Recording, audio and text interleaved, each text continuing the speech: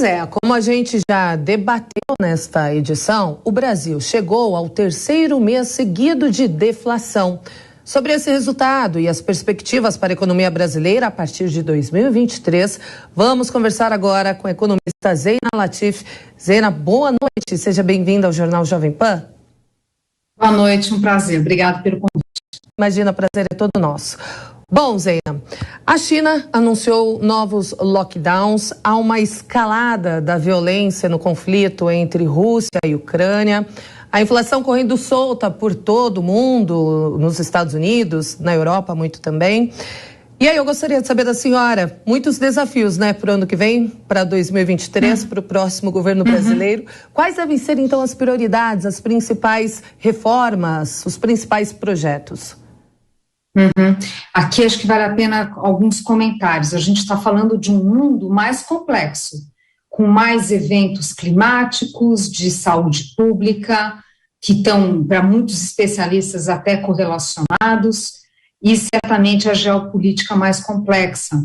Mas, por outro lado, o que a gente vem observando é que tem esses desafios, mas, ao mesmo tempo, a frase é chavão, mas é importante colocar, tem oportunidades interessantes para países que estão distantes do conflito, como no caso da América Latina e o Brasil. Então, por exemplo, o que a gente observou desse conflito é que, ironicamente, teve um saldo positivo para o Brasil por sermos exportadores líquidos de commodities, né? Então, houve aqui um benefício, lamentável, né? O contexto é ruim, mas, enfim, isso tudo para dizer que nesse mundo mais complexo, em que os países buscam de diversificar os seus parceiros comerciais, por exemplo, os seus investimentos, porque, ora, se o mundo está mais arriscado, eu tenho que diversificar parceiros para investimento, para o comércio. Isso pode ser uma oportunidade importante para o Brasil, importante o Brasil se posicionar para esse quadro, e a gente já teve uma pequena amostra, né, nesse primeiro semestre, principalmente no primeiro trimestre, o benefício que teve no nosso PIB, do fato de sermos exportadores líquidos de commodities.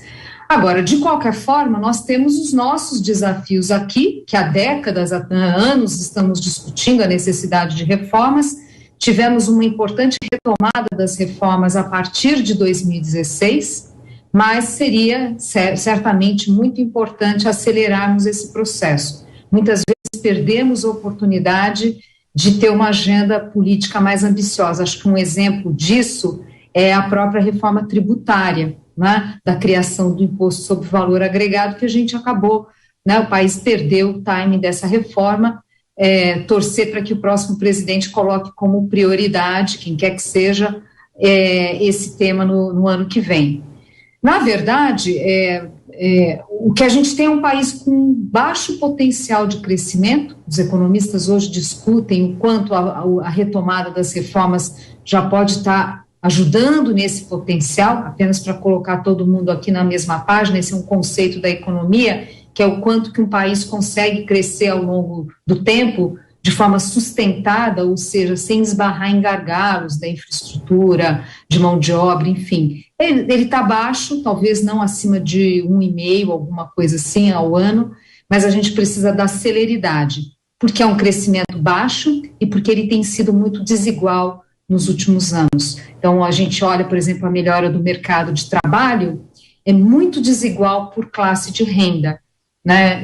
Então, são elementos que aumentam ainda mais a urgência de acelerarmos as reformas. Elas já estão sendo feitas, mas a gente precisa acelerar, precisamos ser mais ambiciosos. Pois é, Zeina, eu gostaria de trazer para a nossa discussão a principal notícia da economia no dia de hoje. Deflação pelo terceiro mês seguido. O IBGE apontou que a redução no preço dos combustíveis impactou diretamente o índice. Então eu queria a sua avaliação sobre o atual momento da nossa economia. Claro, são muitos os desafios. A gente tem visto o Brasil com índices bem satisfatórios se nós compararmos com os Estados Unidos, Reino Unido, outros países da Europa. Mas a senhora entende que esse momento é um reflexo das medidas que estão sendo tomadas pelo governo federal? A senhora concorda com os remédios que foram aplicados pelo Ministério da Economia, e nesse momento nós estamos no caminho certo? A senhora olha para frente, como bem disse nessa resposta, as perspectivas são positivas no que tange esses próximos meses, digamos assim?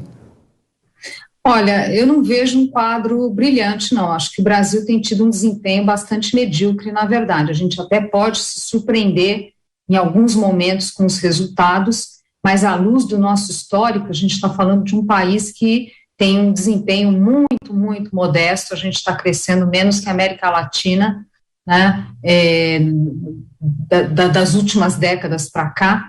Então, isso traz preocupação. Claro que isso não quer dizer que não tem nada positivo acontecendo, que só são equívocos, de forma alguma. Mas deixa eu colocar algumas coisas aqui, por exemplo, em relação à inflação, porque a inflação ela é uma variável que ela diz muito sobre a qualidade da política pública. Ela sozinha não, mas é aquela febre do paciente que sobe e mostra que tem alguma coisa errada.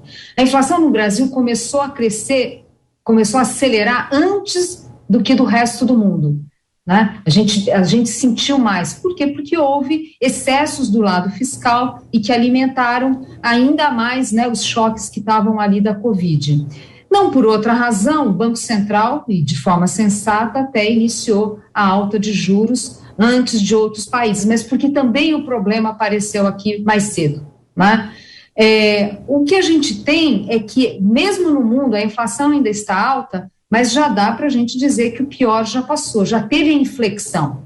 Quando a gente olha a inflação no atacado nos países, que tem uma correlação muito forte, afinal a gente está falando de um mundo que é uma globalização que existe ainda, quer dizer, ela está diferente, mas né, ela está ali, preços de commodities, então tem uma correlação muito forte da inflação no mundo.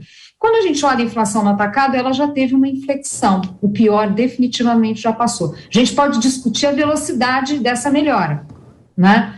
Óbvio que isso ajuda o Brasil. Se soma isso, quer dizer, a gente está falando de preços de commodities que se acomodaram, né, esses choques que vão perdendo força, e se soma a isso as medidas do governo no que se refere à tributação de energia, de combustíveis. Aqui, a gente até pode discutir se, a carga tributária era muito elevada e tal. A forma como foi feita, na minha opinião, não foi positiva. Porque houve uma invasão em temas que são dos entes estaduais. Então, a forma não foi positiva. Agora, o fato é que quando a gente soma tudo, a gente teve benefícios aqui climáticos ajudando em inflação de alimentos, a gente teve esse resultado de tarifas por causa da mudança de tributação imposta pelo governo federal, a gente tem acomodação de preços de commodities, a inflação eu falei inflação do atacado no mundo, pois é, aqui no Brasil também, nitidamente uma acomodação muito grande, não tem mais aquela pressão de custos impactando a indústria e impactando o comércio. Então, quando se soma tudo, claro que é um quadro muito melhor. O que ocorre é que a gente ainda não sabe, né, até porque tem muitos choques impactando, fica difícil às vezes você fazer previsões com mais firmeza. Então, os analistas esperam para o ano que vem uma inflação na casa de 5%, a meta é 3,25% do Banco Central. Então, a questão é, qual o fôlego dessa queda da inflação, principalmente conforme forem passando esses efeitos transitórios, e em que medida, né, ou quando vai ser possível já reduzir a Selic, reduzir, né, o Banco Central cortar a taxa de juros. Então, por um tempo ainda, a gente está falando de um ambiente macroeconômico que melhorou, não há dúvidas, mas ele ainda não permite a gente ter uma visibilidade de quando a gente vai poder ter de novo taxa de juros de um dígito no país, taxas de juros mais comparáveis com a experiência internacional. Então, é um quadro ao meio do caminho, né? Não é o preto e branco, é o meio do caminho, e, obviamente, quanto mais forte for o compromisso com o ajuste das contas públicas, mais fácil vai ser o trabalho do Banco Central para trazer a inflação para baixo. Agora, Zeina, para a gente fechar, né, rapidamente, estamos em meio ao segundo turno e eu gostaria de saber como os analistas, como o mercado está encarando, né? Como está prevendo essa relação política econômica para o ano que vem, a depender de quem for eleito? Deve haver muita mudança no nosso cenário econômico?